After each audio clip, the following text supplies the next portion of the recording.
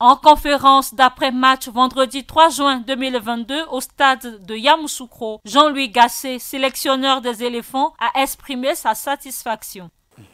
C'est vrai qu'il y a eu des hauts débats, mais je vous explique pourquoi.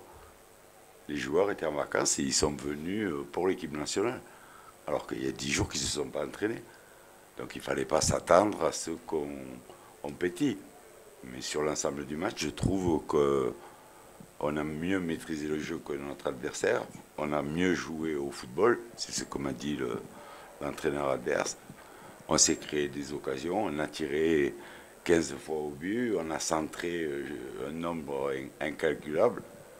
L'état d'esprit du groupe a été parfait parce que quand les remplaçants sont rentrés, ils ont pris le relais et ils ont amené la vivacité.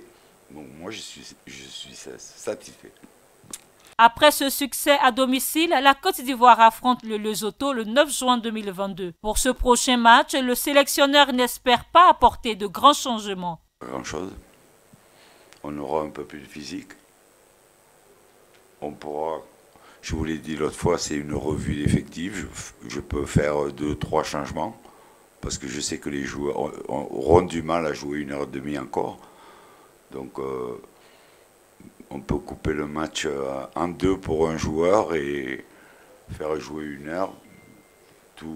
Je vais voir la semaine de travail. Mais pendant leurs vacances, on leur demande de faire des matchs de sélection. Donc ils mettent vraiment l'état d'esprit qu'il faut. De son côté, Max Gradel dit son mécontentement sur le but encaissé dans le temps additionnel. Nous, en premier, on n'est pas satisfait de prendre un but à la fin du match. Surtout que voilà, ils ne nous ont pas mis en danger et que c'est nous qui leur ont permis de marquer ce but-là. Mais c'est vrai, comme je dis, il y a des jeunes et pour certains, c'est la deuxième sélection.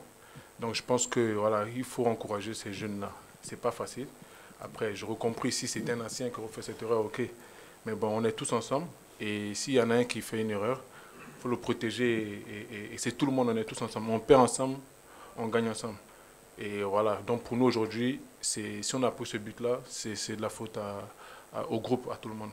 Donc il n'y en a pas un qui est pointé du doigt ou quoi que ce soit. Et je peux vous rassurer que c'est déjà oublié. On sait ce qu'on a fait pour gommer ces erreurs-là lors des prochains matchs.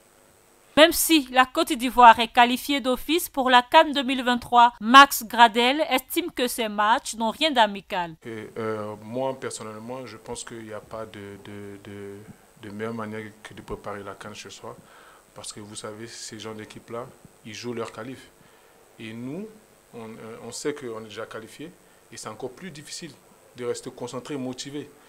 Et donc, c'est comme un test pour nous, mentalement, de savoir que même si on perd ou on gagne, on n'a rien à jouer. Donc pour nous, c'est comme un test. Mais n'oubliez pas que dans moins d'un an, il y a la CAN ici et les places sont chères. Donc nous, on joue.